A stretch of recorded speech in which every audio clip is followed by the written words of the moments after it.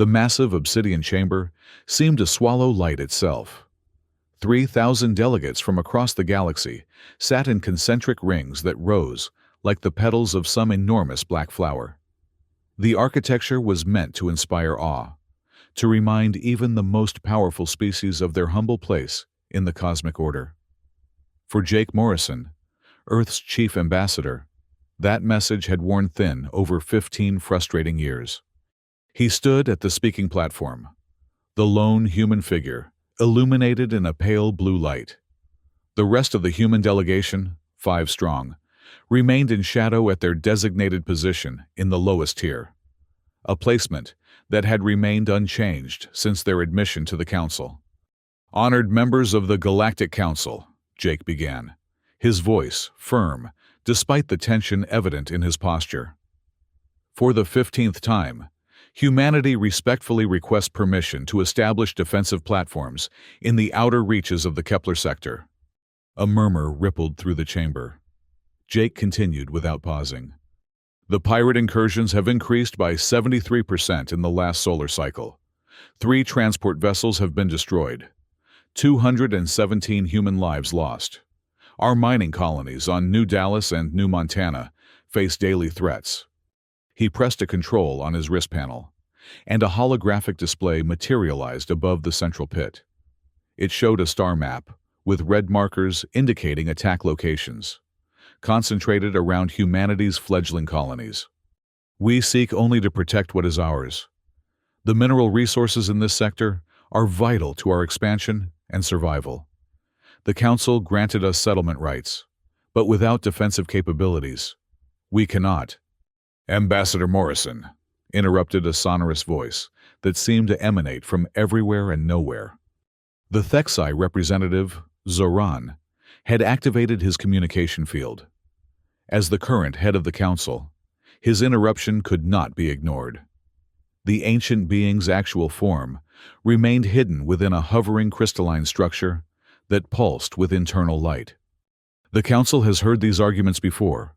We understand your species' concerns, but the deployment of autonomous weapon platforms exceeds the technological allowances granted to associate members." Jake felt his jaw tighten. "With respect, Counselor, we are not requesting advanced weaponry. The defensive systems would be based on conventional mass drivers and point defense lasers, technology that was deemed appropriate for our level 5 centuries ago." Another voice joined the conversation, this one melodic and flowing like liquid silver. Kayla Moore of the Zephyrian Concordat leaned forward from her elevated position. Her translucent skin revealed the complex network of luminescent vessels beneath. "Ambassador, while we sympathize with your losses, expanding human military presence could destabilize the sector. The Council's peacekeeping fleet will increase patrols in your colonial territories." Admiral Lisa Carter, sitting with the human delegation, barely suppressed a scoff. Jake could feel her frustration without even looking back. The Council's peacekeeping fleet had proven woefully inadequate, or perhaps deliberately ineffective, in protecting human interests. "Increased patrols have been promised before," Jake replied, keeping his tone diplomatic while letting just enough edge into his voice. "Yet the attacks continue with impunity." The chamber's lighting shifted subtly as Grax, the Vortani representative, activated his speaking privileges. The massive, tentacled being's voice rasped through the translator field. "Perhaps if humans were not so aggressive in their mining operations, they would not attract such attention. Your rapid resource extraction exceeds reasonable colonization parameters." Jake's patience was wearing dangerously thin. "Our extraction rates are well within the guidelines established for our territorial grants. We're being targeted precisely because we lack adequate defenses, making us the easiest prey in the sector." Director Paul Hayes, the policy expert in the human delegation, shifted uncomfortably in his seat. Jake knew Hayes feared they were pushing too hard, that diplomatic channels would close entirely if they continued to press. But 15 years of diplomacy had yielded nothing but platitudes and empty promises.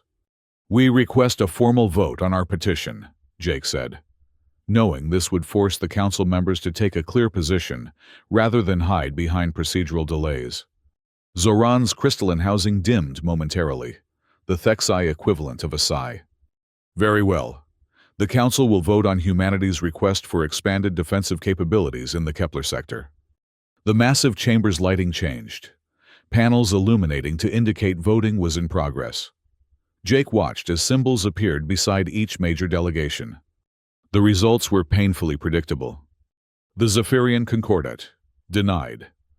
The Vortani Imperium, denied. The Draconian Empire, denied. The Alteran Commonwealth, abstained. One by one, the major powers registered their opposition. A few smaller confederations and independent worlds voted in favor, but their support was symbolic at best. The final tally appeared in glowing script above the chamber's center. Request denied, 2083 to 217. Jake stood motionless, letting the silence stretch. He had expected this outcome, but experiencing it, seeing the overwhelming rejection displayed so starkly, still cut deep. The human delegation behind him remained equally still, though he could sense Admiral Carter's barely contained fury. When he finally spoke, his voice was quiet yet carried throughout the chamber.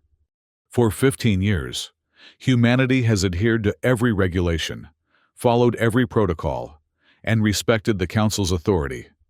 For 15 years, we have asked for nothing but the right to protect our own people within territories you granted us. He looked up, scanning the tiered ranks of alien representatives.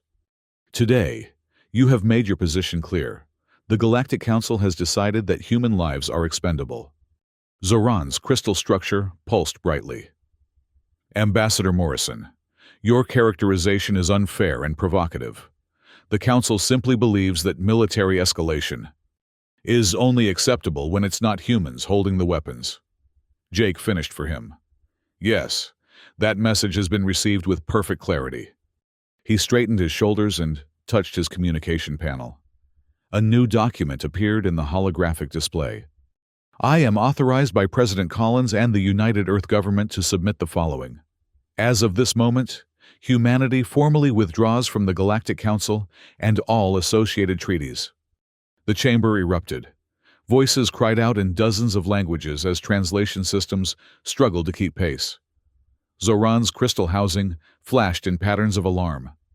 Ambassador, this is an extreme and unnecessary action. Withdrawal will forfeit all protections and trade privileges. Your colonies will be completely vulnerable. They already are, Jake said simply. The difference is that now we'll protect them ourselves, without asking anyone's permission. He nodded to his delegation. Admiral Carter rose first, a grim smile of satisfaction on her weathered face. Director Hayes followed reluctantly, looking pale but resolute. The others, representatives from science, commerce, and colony administration, stood as one. Humanity entered this chamber 15 years ago with hope and humility, Jake said as they prepared to depart. We leave today with a different lesson learned. Thank you for teaching it to us. As they walked toward the exit, the chamber descended into chaos behind them. Jake didn't look back. On the transport vessel returning to Earth, Admiral Carter finally allowed herself a full-throated laugh. Their faces, she exclaimed. Did you see the Vortani delegation? All those tentacles writhing in shock. Jake didn't share her humor. We've just made ourselves a target, Lisa. They won't take this lightly. They weren't taking us seriously anyway, she replied, sobering slightly. At least now we can stop pretending. Director Hayes still looked troubled. The economic implications will be severe. Trade restrictions, technology embargoes. We've been planning for this contingency for years, Jake reminded him. President Collins has already activated the independence protocols. Carter nodded. And the Artemis program can finally come out of the shadows. Hayes winced at the mention. I still think that's an unnecessary provocation.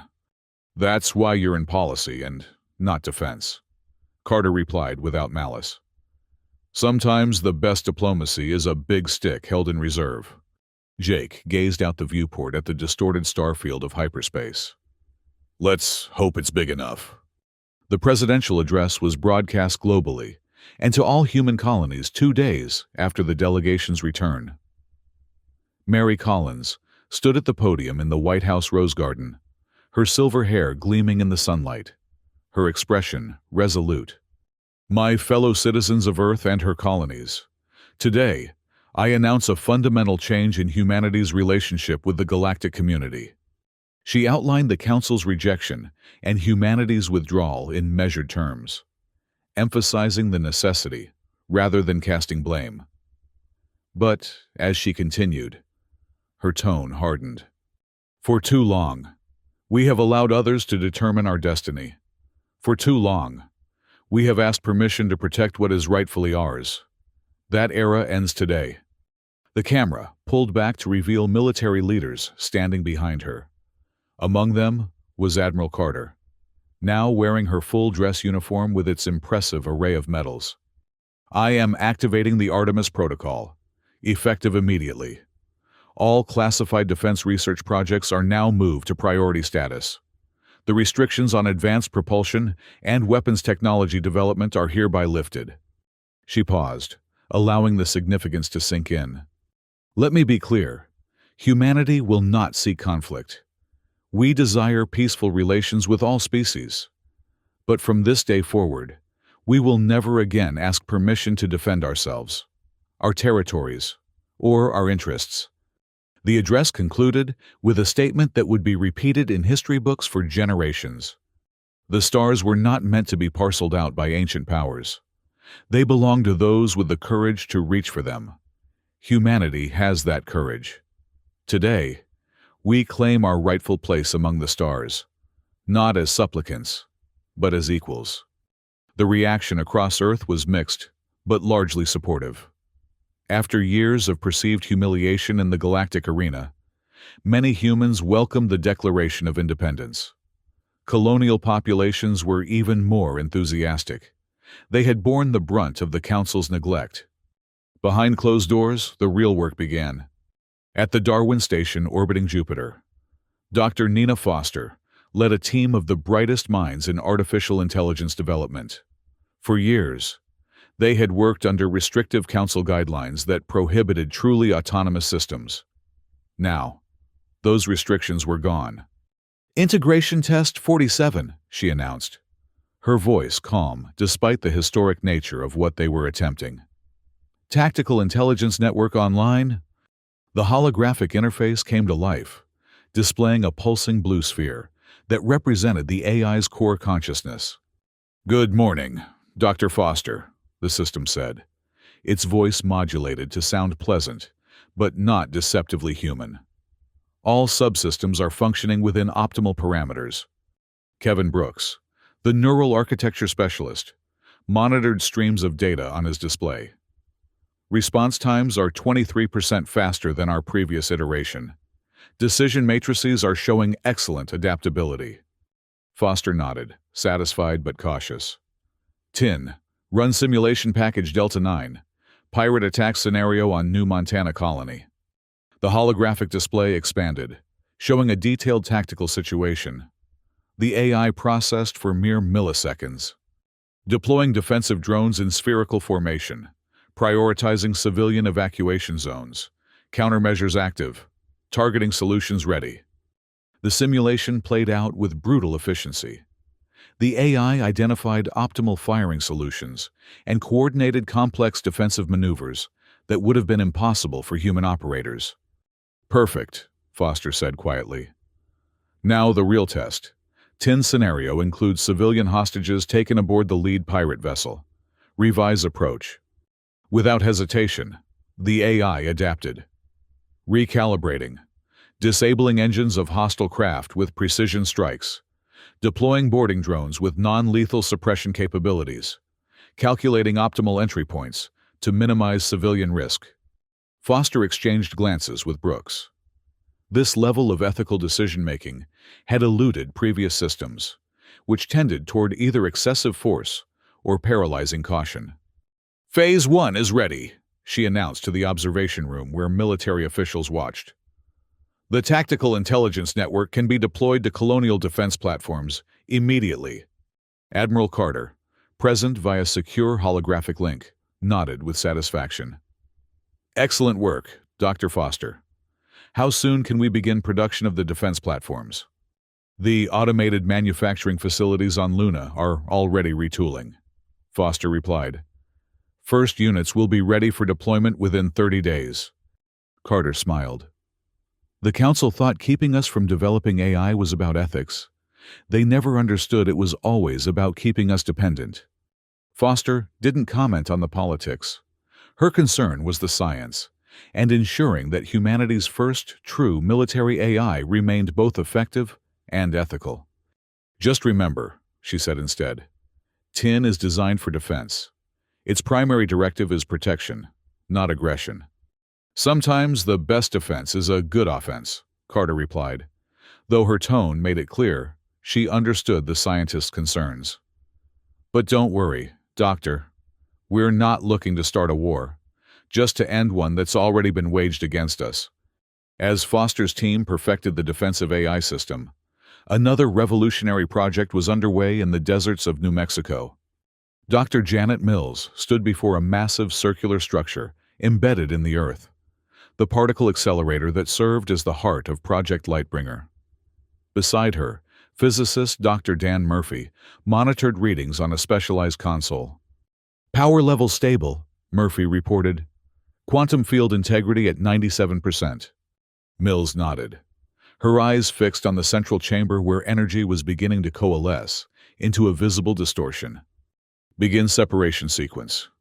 The air in the chamber seemed to fold in on itself, creating what appeared to be a tear in space-time. Inside the rift, stars were visible, but not the stars that should have been visible from Earth's position.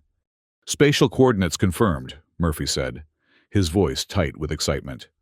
That's the Alpha Centauri system. Distance compression ratio is holding steady at approximately 1 to 4.3 light-years. Mills allowed herself a small smile. Increase aperture size. The rift expanded slowly until it was 3 meters in diameter. Through it, they could clearly see the binary stars of Alpha Centauri, as if looking through a window. Send the probe. A small, spherical device floated through the artificial wormhole. Telemetry data flowed back instantly, confirming what their instruments already showed. The probe had successfully traversed 4.3 light-years in an instant. Retrieval sequence, Mills ordered. The probe returned through the rift, which then collapsed with a soft implosion of air. Murphy let out a breath he hadn't realized he was holding. We did it. Stable. Bidirectional Einstein-Rosen bridge.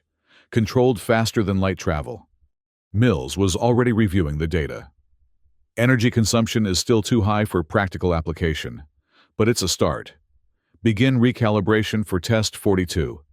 In the observation room above, President Collins watched with undisguised awe. Beside her, Jake Morrison seemed equally stunned. How long has this been in development? He asked. 8 years, Collins replied. The Council's restrictions on space-time manipulation research made progress slow, but we never stopped completely, just kept it buried deeper than their inspectors could find. Jake shook his head in wonder. They'll call this a violation of at least 6 different treaties. Treaties we're no longer bound by, Collins reminded him. Besides, the Zephyrians have been using similar technology for millennia. They just didn't want us to have it. How soon before it's practical for ship-based applications? Collins gestured to where Mills was already initiating another test sequence. Dr. Mills estimates 2 years for the first prototype vessel, 5 for a fleet. Jake considered this. The Council won't give us 5 years. Once they realize what we're developing, they'll have to catch us first, Collins said with a grim smile. And our other projects will ensure that's not as easy as they might expect. While revolutionary technologies were being developed in secret facilities across Earth and its colonies, a more immediate plan was put into action. Operation Ghost Hunter began 3 months after humanity's withdrawal from the Galactic Council. Its target, the pirate forces that had plagued human colonies with impunity, Commander Alex Stone stood on the bridge of the UES Vigilant, one of Earth's newest stealth frigates. Though still using conventional propulsion, the vessel incorporated cutting-edge sensor baffling technology and next-generation weapon systems that pushed the limits of what had previously been permitted. Approaching target coordinates, his navigation officer reported. Sensor screen is active. We're effectively invisible to standard detection systems. Stone nodded, his expression hard. Tactical, full scan of the asteroid field. Let's find these bastards. The display lit up with a detailed mapping of the asteroid cluster that had long served as a pirate haven in the outer reaches of the New Dallas system. Within moments, the ship's advanced sensors had located the hidden base, a collection of structures built into one of the larger asteroids. 5 vessels docked, the tactical officer reported. Energy signatures match known pirate craft involved in the Galileo station raid last month. Stone's eyes narrowed. Any sign they've detected us? Negative, sir. No alert status. No defensive systems activated. Perfect. Stone opened a channel to the engine room. Chief, status on the new drive system? Ready when you are, Commander. All parameters in the green. Stone smiled grimly. Initiate quantum displacement. The Vigilant shuddered slightly as the experimental system engaged. The effect was subtle but profound. The ship now existed partially out of phase with normal spacetime, allowing it to pass through solid matter as if it weren't there. Take us in, right through the outer hull of their base. The crew watched in amazement as the frigate passed directly through the asteroid's rocky exterior and into the cavernous space that housed the pirate facility. They emerged inside, shields fully powered, weapons ready. Return to normal phase, Stone ordered once they were positioned perfectly above the docked pirate vessels. The pirates never had a chance to react.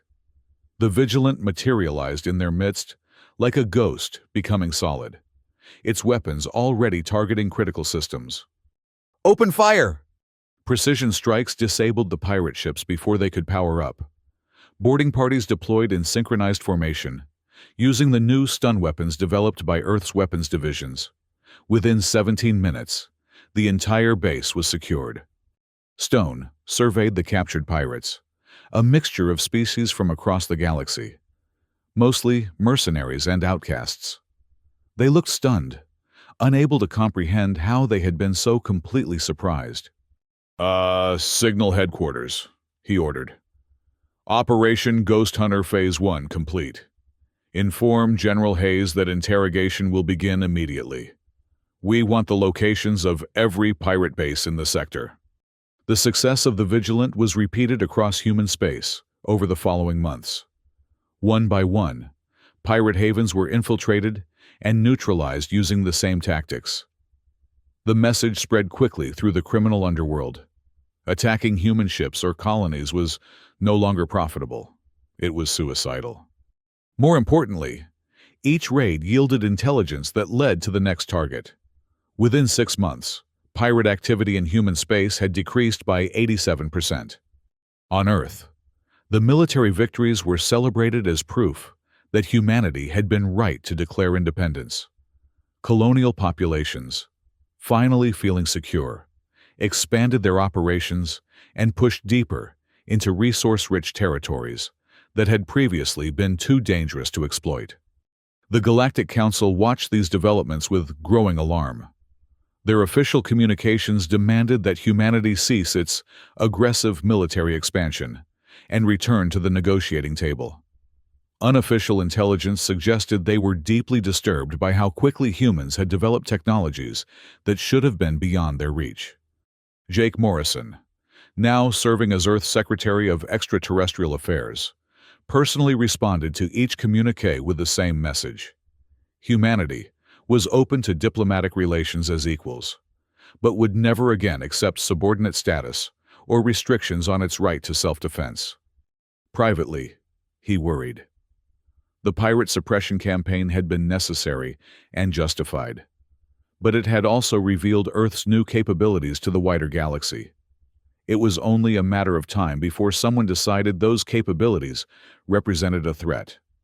That time came sooner than expected. The colony of New Seattle, established on a resource-rich planet in the outermost region of human space, was the newest and most vulnerable human settlement. Positioned near the border of Draconian territory, it had been a contentious foundation from the start. The Draconian Empire, reptilian, militant, and ancient, had abstained from voting on humanity's petition in the Council. This had been interpreted as marginally less hostile than an outright rejection. That interpretation proved dangerously optimistic. The Draconian attack came without warning or declaration. 1,000 warships emerged from hyperspace in perfect formation around New Seattle. Their design was distinctive, sleek, predatory craft with forward sections shaped like clawed hands, ready to tear apart anything in their path. Governor Rachel Chen of New Seattle received the transmission in her office, her blood running cold as the Draconian fleet commander's scaled face filled the screen. Human colony. The translator rendered his hissing speech. Your presence on this world violates the ancient territorial claims of the Draconian Empire. You will evacuate immediately. Any resistance will result in planetary bombardment. Chen maintained her composure with effort. Fleet Commander, New Seattle was established in accordance with exploration rights granted by the Galactic Council. There were no prior claims to this system. The Draconian's inner eyelids flicked dismissively. The Council's authority is not recognized in matters of Imperial territory. You have 6 hours to begin evacuation. After that time, we will enforce our claim. The transmission cut off abruptly. Chen immediately opened a secure channel to Earth. Draconian warfleet in orbit. 1,000 ships. Threatening imminent attack. Request immediate assistance. The response came from General Linda Hayes, Supreme Commander of Earth's Defense Forces. Her expression was grave, but not panicked. Governor Chen, I need you to listen carefully. Assistance is already on the way, but I need you to implement Protocol Omega immediately. Chen's eyes widened slightly. Omega? But that would mean… That's affirmative. The Draconians have just made a serious mistake. Implement Omega. Then get your people to the designated shelters. Defense Command out. Throughout New Seattle, hidden systems began to activate. Deep beneath the main colonial settlement, massive doors slid open to reveal launch bays that had been constructed in secret during the colony's establishment. From these bays rose defensive platforms that had been disguised as mining equipment or atmospheric processors. In orbit, what had appeared to be communication satellites reconfigured themselves into weapon platforms. The colony's 3 small moons, previously believed to be natural satellites, shed their outer layers of regolith to reveal fully armed battle stations. The Draconian fleet detected these activations too late. By the time they realized the seemingly vulnerable colony was actually a heavily fortified military installation, the trap was already sprung. From Earth, General Roy Barnes monitored the operation from Strategic Command Headquarters. Beside him, the holographic form of Tin, the Tactical Intelligence Network, displayed real-time analysis of the battle. Draconian vessels powering weapons, Tin reported. Targeting solutions being calculated. Barnes nodded calmly. Execute defense pattern Theta. The AI coordinated the response with inhuman precision. Thousands of autonomous drones launched from hidden silos across New Seattle's surface. Each was equipped with advanced point defense systems and short-range missiles. They formed a protective swarm around the colony, intercepting the first wave of Draconian weapons fire before it could reach the atmosphere. Simultaneously, the revealed moon stations opened fire with graviton beams, weapons that distorted local spacetime, creating shearing forces that tore apart the hulls of enemy vessels without explosive force. Target the command ships first, Barnes ordered. Let's decapitate their command structure. Tin had already identified the 5 largest vessels as probable command ships. The graviton beams converged on them with devastating effect. One by one, they broke apart into drifting fragments. The Draconian response was predictably aggressive. The remaining ships pressed the attack, launching fighters and intensifying their bombardment. But each wave of attackers encountered a defense system specifically designed to counter it. Drone swarms intercepted fighters. Graviton beams disabled capital ships. Phase-shifting missiles passed through conventional shields to detonate inside vital systems. 3 hours into the battle, the Draconian fleet had lost 400 ships without inflicting significant damage on the colony. The remaining vessels began to pull back, regrouping for what appeared to be a final, desperate assault. "They're preparing for a suicide run," Barnes observed. "All or nothing." Tin's holographic representation pulsed in acknowledgement. "Probability of this tactic, 93%. Recommend activation of the Horizon system." Barnes hesitated. The Horizon system was the most classified of all the defensive technologies deployed at New Seattle. A weapon of last resort. "Civilian casualties?" "None projected. All colonial personnel are in shielded bunkers as per Protocol Omega." Barnes made his decision. "Activate Horizon." Across New Seattle's surface, specialized emitters powered up. They created an interlocking network of energy fields that covered the entire colony in a dome of shimmering light. As the Draconian fleet commenced its final attack run, the dome pulsed once, then expanded outward at near light speed. It wasn't a weapon in the conventional sense. Rather than destroying the Draconian ships, the Horizon field simply relocated them. One moment, 600 warships were bearing down on New Seattle. The next, they were gone, transported via artificial wormhole technology to a predetermined set of coordinates 50 light-years away, deep in uninhabited space. The battle for New Seattle was over. Not a single human life had been lost. As reports of the victory spread throughout human space, celebrations erupted.